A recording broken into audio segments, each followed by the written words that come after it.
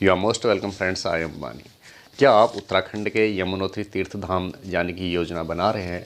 तो मैं खुद यमुनोत्री तीर्थ धाम गया था। ये 6/11/2023 को जाने की चट्टी से मैंने यमुनोत्री जाने के लिए जो खच्चर घोड़ा बुक किया था उसकी ये रसीद है। इस रसीद को मैं पढ़ के सुनाता हूँ। 30/6/2023 का ये रसीद है। इसमें लिखा है जानकी चट्टी से यमुनोत्री पैदल मार्ग, प्रीपेड ये बिल है और बिल क्रम संख्या है 20,901। तिथि पड़ी है इसमें 8/11/2023। इसमें यात्री का नाम व पता ये भरना है। हालांकि इसमें जहाँ से मैंने ये रसीद ली थी, घोड़ा खच्चर बुक किया था, उन्होंने मेरा नाम पता इसमें नहीं भरा है।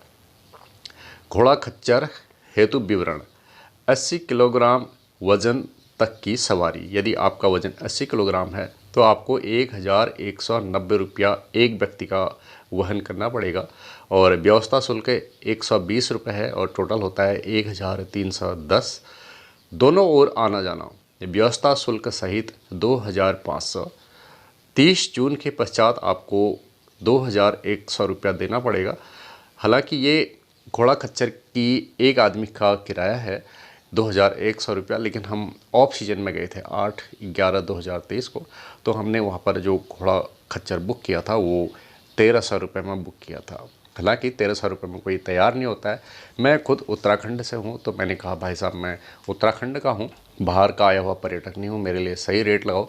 तो ऑफ सीजन था तो घोड़े खच्चर वाले भाई साहब मान गए और मैं जानकी चट्टी से यमुनोत्री तक खच्चर में सवार होकर गया, क्योंकि I have pain in my knees, I am suffering from spondylitis. तो 6 किलोमीटर की चढ़ाई जब आप जानकी चट्टी से यमुनोत्री मंदिर के लिए जाते हैं तो आपके लिए ये एक रोमांचक भरी यात्रा होती है, क्योंकि उस यात्रा में जब आप आगे बढ़ते बढ़ते जाते हैं और पहाड़ी पर नीचे की ओर देखते हैं तो आपको बहुत बड़ा कफ्फर दिखाई देता है।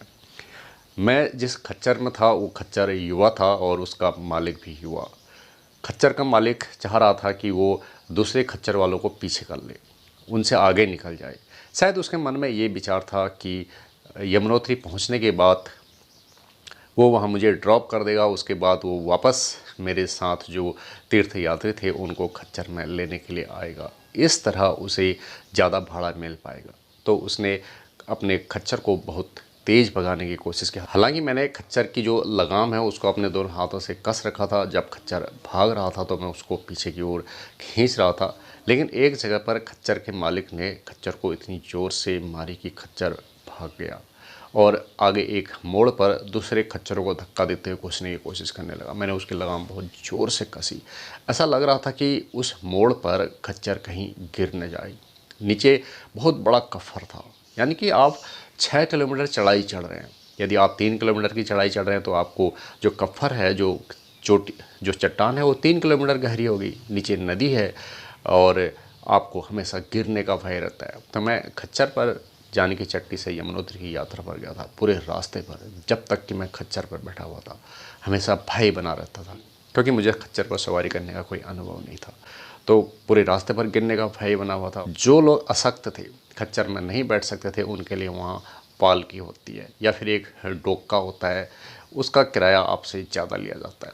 मुझे वहाँ एक नेपाली मजदूर मिले जिन्होंने कहा कि वो डोके में 130 किलोग्राम के आदमी को ढो सकते हैं, बहुत श्रम करते हैं।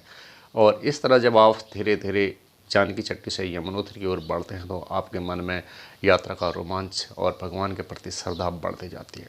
रास्ते में आपको जो भी तीर्थयात्री नीचे को आते हुए मिलते हैं, क्योंकि आप ऊपर चढ़ रहे हैं, तो सब जय माँ यमुनोत्री, जय माँ यमुनोत्री ऐसे ही बोलते जाते हैं। तो वहाँ पर काफ़ी भक्तिमय माहौल होता है और जब आप यमुनोत्री पहुँच जाते हैं तो आपके अंदर बहुत खुशी का भाव, श्रद्धा का भाव जगता है। और वहाँ पर जहाँ यमुनोत्री मंदिर है उसके बगल से एक नदी गुजरती है जो यमुना नदी है। वहाँ पर गर्म पानी का स्रोत है। मैंने देखा था यमुनोत्री मंदिर के ठीक नीचे जब आप मंदिर की सीढ़ियों को चढ़ते हैं तो उसके दाएं तरफ एक गर्म पानी का कुंड है। उसमें लगभग 15-20 लोग एक साथ गर्म पानी के कुंड में नहा रहे थे। ऐसा नहीं कि उसमें तैरते हैं, क्योंकि छोटा सा कुंड है, बस उसमें बैठकर स्नान का आनंद लेते हैं। इसके बाद आप मंदिर में पहुंचते हैं, वहाँ मंदिर के दर्शन करते हैं। मंदिर के ठीक जहाँ पर यमुनोत्री माता का मंदिर है वहाँ पर भी एक गर्म पानी का स्रोत है, वहीं पर आप पूजा करते हैं। और उसके बगल में एक और गर्म पानी का स्रोत है, वहाँ पर कपड़े की पुड़िया में बंधे हुए चावल के दाने पुजारी को देते हैं और पुजारी महोदय कहते हैं थोड़ी देर में आइए। तब तक वो चावल की पुड़िया को गर्म पानी में डुबा कर रखते हैं और आपके आने तक चावल पक जाते हैं। उन चावलों को आपको पंखे के नीचे सुखाने होंगे। जब वो चावल अच्छी तरह सूख जाते हैं तो आप क्या करेंगे? मुझे किसी व्यक्ति ने बताया कि आप इन चावलों को घर जाकर खीर में पकाएंगे। तो घर आकर के हमने उन पके हुए चावलों को, जिनको हमने सुखा दिया था, पकाया और आनंद लिया। तो जब आप यमुनोत्री जाएंगे तो आपको वहाँ माँ यमुना के दर्शन होंगे और वहाँ पर ऊंची ऊंची चोटियाँ हैं, बहुत ऊंची चोटियाँ। तो आप सोच सकते हैं कि यमुनोत्री मंदिर कितनी ऊंचाई पर बनाया गया होगा। कहते हैं वहाँ पर माँ यमुना साक्षात है। माँ यमुना के दर्शन करने से यमराज प्रसन्न होते हैं, क्योंकि माता यमुना यमराज की बहन है। और एक रोमांचक अनुभव होता है और रास्ते में आपको श्रद्धालु ऊपर नीचे जाते हुए जय माँ यमुना बोलते हुए सुनाई देते हैं। यमुनोत्री में पूरे भारत के श्रद्धालु आते हैं, तो आप उनसे बातचीत कीजिए, बातचीत का आनंद उठाइए। जब आप यमुनोत्री पहुंचते हैं तो वहां पर घोड़े खच्चर को बांधने के लिए एक बहुत बड़ा टिन शेड भी बना हुआ है, क्योंकि जो यात्री जानकी चट्टी से खच्चर में सवार होकर ऊपर यमुनोत्री आते हैं, उन खच्चरों को वहाँ पर दाना पानी दिया जाता है। यदि आपने उस खच्चर वाले का मोबाइल नंबर नहीं लिया है जिसमें आप सवार होकर यमुनोत्री गए थे, तो आप उसे कैसे खोजेंगे? तो आपको सावधान रहना होगा, उस खच्चर वाले का मोबाइल नंबर लेना होगा और आवश्यकता पड़ने पर उससे संपर्क करना होगा। जब आप यमुनोत्री के दर्शन कर लेते हैं तो उसके बाद आप वापस जानकी चट्टी आते हैं। यदि आपके पैरों में दिक्कत है, चल नहीं सकते हैं, तो आप पालकी में या फिर डोका में एक तरह की बास्केट टाइप की कोई संरचना होती है, उसमें दूसरे व्यक्तियों की मदद से आते हैं। घोड़े में सवार होकर नीचे जानकी चट्टी आते हैं। जब आप घोड़े में सवार होकर यमुनोत्री से जानकी चट्टी आते हो तो आपको बहुत डर लगता है। आपको हर समय ये लगेगा कि मैं घोड़े से अब गिरा तब गिरा।